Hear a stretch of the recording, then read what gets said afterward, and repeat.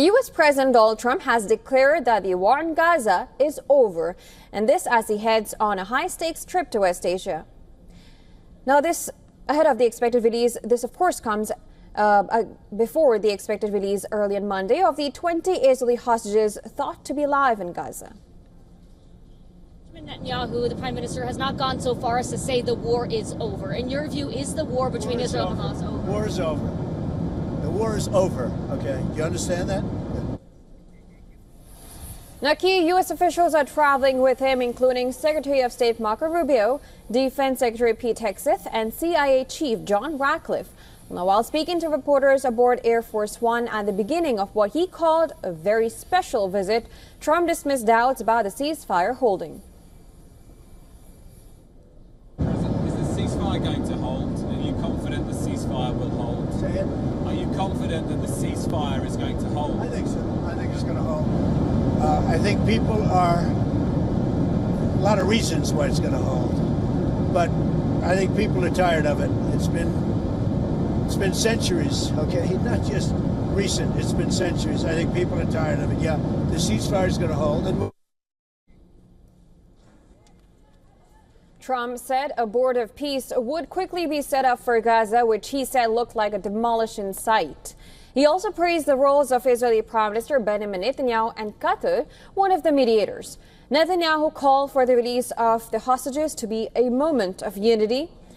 Now, 20 of the Israeli hostages are believed to be alive, and Hamas is also due to hand over the remains of up to 28 deceased hostages.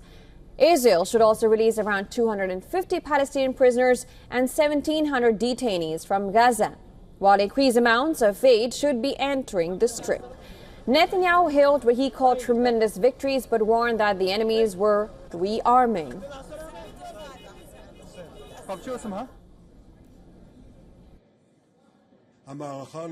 The battle is not over. There are still very serious security challenges ahead. Some of our enemies are trying to recover so they can attack us again. And as we say here, we're on it. There are also unprecedented opportunities, precisely because of the victories we've achieved. I am convinced that together we will overcome the challenges and realize the opportunities. Now, Trump will land in Israel on Monday, where he will address the country's parliament in the Knesset. From Israel, Trump will head to Egypt, where he and President Abdel Fattah al-Sisi will co-host a summit of more than 20 world leaders to back his plan to end the Gaza war. Iran, however, has said that neither its President Masoud Pezeshkian nor Foreign Minister Abbas Araghchi will attend the summit after confirming an invitation from the host country. Now, Araghchi on social media wrote, neither Pezeshkian nor he can engage with counterparts who have attacked the Iranian people and continue to threaten and sanction them.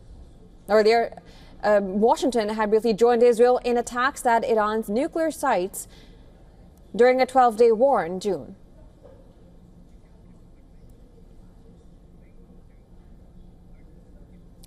Well, we are now cutting live to a military base where army choppers are taking off to bring back hostages held captive in Gaza. What you see are these families and supporters of the hostages waiting there to welcome them in the country. Now, this is, of course, not the first exchange for hostages and prisoners. In the previous swaps, Hamas has staged a ceremony before handing over people they had kidnapped. But this time around, there will be no Hamas ceremony, and they will stick to transferring the hostages. Now, there are 20 living hostages that are expected to be exchanged. Again, 20 Israeli hostages are expected to be freed and nearly 2,000 Palestinians are to be released. Hamas is to hand over hostages to Red Cross, and they will then give the freed hostages to a special IDF squad. Now, the freed hostages will be brought to Reim military base, where family members will be waiting at the reception points. Then helicopter will be carrying the hostages to hospitals. Now, medics will be there to treat any kind of medical emergency that they see of the hostages. Meanwhile, what you see on the screens are crowds that have already gathered at the hostages square in Tel Aviv. Now, some have stayed through the night in anticipation of the release of the 20 living hostages. Now, the plaza has been the hub of hostage demonstration for over 700 days.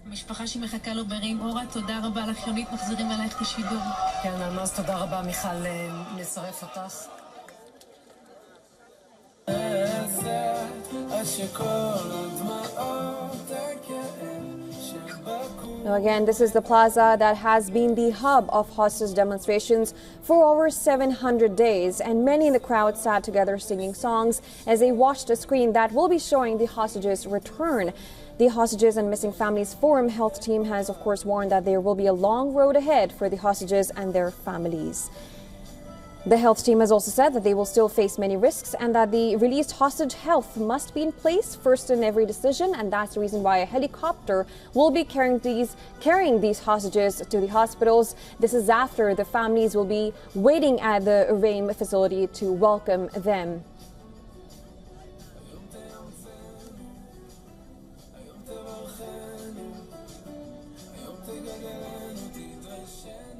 Now again, this is not the first exchange for hostages and prisoners. In the previous swaps, however, the Hamas had staged a ceremony before handing over the people they had kidnapped. So far, right now, what we know is, but this time around, there will be no ceremony. They will be handed over to the Red Cross. The Red Cross will then transfer the hostages to the Reim region, where the families will be waiting for the hostages. They will be taken by helicopters to the hospitals for treatment. What you see right now is the crowd of people waiting in the hostages square. They will be looking at the screens that will be displaying the return of the hostages. Now, this plaza has, of course, been a hub of hostage demonstrations for over 700 days, and many in the crowds are sitting together singing songs as they're watching a screen that will be showing the hostages' return.